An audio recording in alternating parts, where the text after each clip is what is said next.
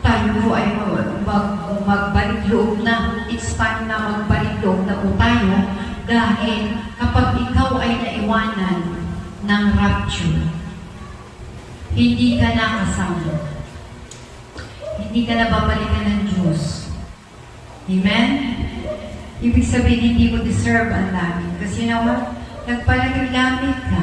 Amen?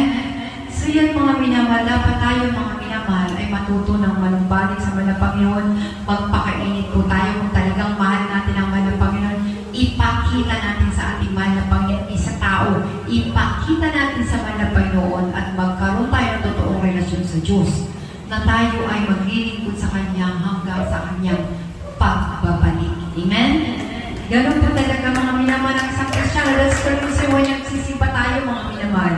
Yan yung ating ini-aim na makasampa tayo at makapiling natin ang ating pinakamamahal na Panginoon. Hindi lang dito ang mga naandito sa sanlibutan, mga minamahal, ay magpaparang. Ano magpaparang? Maglalaho, tako, bagay, lahat. Now is the time na magkaroon tayo ng totoong relasyon sa Diyos, totoong paglilingkod sa Diyos, hindi yung pabadjik-badjik na paglilingkod sa Diyos. Ang kailangan ng Diyos sa Kanyang mga anak. No? Kasi diyan makikita ng mahal na Panginoon kung talagang iniibig mo ang iyong Ama sa langit. Amen? Kasi mga minamahal,